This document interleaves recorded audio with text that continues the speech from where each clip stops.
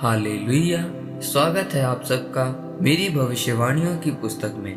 तो आइए हम आज के पवित्र वचन को पढ़ेंगे जो कि परमेश्वर के दास प्रेरित अंकुर यूसुफ नरूला जी द्वारा लिखा गया है। वचनों को ना तोड़ें, जैसा कि दानियेल की पुस्तक अध्याय 1 उसकी 8 आयत में लिखा, परंतु दानियेल ने अपने मन में ठान लिया कि वह राजा का भोजन खाकर और उसका दाखमधु पीकर स्वयं को अपवित्र ना होने देगा। इसलिए उसने खोजों के प्रधान से विनती की कि उसे अपवित्र ना होने दे।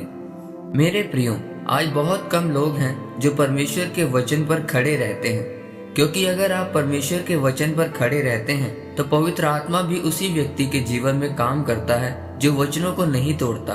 परमेश्वर उसी के ऊपर अपने भेदों को प्रकट करता है जो पवित्र आत्मा के लिखे वचनों के ऊपर खड़ा रहता है, उनको तोड़ता नहीं है बल्कि उन वचनों से प्यार करता है। जब हम बाइबल में दानियेल के बारे में पढ़ते हैं तो लिखा है कि जो चीजें बाइबल में खाने के लिए मना की गई थी, दानियेल ने उन्हें नहीं खाया।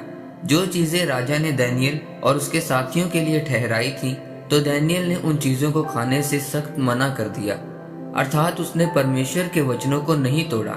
वो परमेश्वर के वचनों पर अड़ा और खड़ा रहा। एक दिन जब राजा नबूकदनेस्सर को सपना आया तो राजा ने कहा, मेरे सपने का फल अर्थ समेत बताना है, और अगर कोई नहीं बता पाया तो मैं सबको दानियेल समेत मार दूंगा। तब दानियेल ने परमेश्वर से प्रार्थना की कि परमेश्वर मेरे ऊपर जाहिर कर कि राजा ने सपने में क्या देखा है और आपने उससे क्या बात की है। तब परमेश्वर ने दानियेल के सपने में आकर सारा सपना दानियेल को बताया, और तब दानियेल ने राजा को उसके सपने का फल अर्थ समेत बताया। तब राजा बहुत खुश हुआ और उसने दानियेल के पद को ऊंचा किया।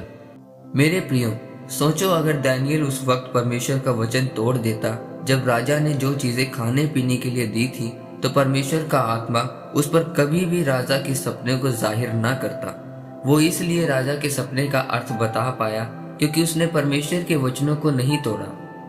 शक्ति के साथ वह उस वचन पर खड़ा रहा और परमेश्वर के वचन का सम्मान किया। फिर दूसरी बात, दानियेल का परमेश्वर के साथ मजबूत संबंध स्थापित करना था। परमेश्वर के साथ आपका संबंध मायने रखता है। मेरे प्रियो, आज आपकी समस्या मायने नहीं करती, परमेश्वर के साथ टूटा संबंध मायने करता है। आज लोगों का परमेश्वर के साथ संबंध मजबूत नहीं है तो वो कैसे परमेश्वर के वचनों पर खड़े रह सकते हैं, और जब वो परमेश्वर के वचनों पर खड़े नहीं रहेंगे तो वह पाप में चले जाते हैं। मेरे प्रियो, जब आपसे कोई पूछता है कि आप रविवार के दिन कहाँ जा रहे हो, तो कई लोग कहते हैं कि मैं किसी काम से बाहर जा रहा हूँ या अपनी नानी के घर जा रहा हूँ, यानी वो झूठ बोलते हैं और वह नहीं जानते कि ऐसा करके वह परमेश्वर को नाराज करते हैं और उसके वचन पर खड़े नहीं रहते। याद रखें, बाइबल में लिखा है कि जो आप परमेश्वर के लिए गवाएंगे उसे आप पाएंगे।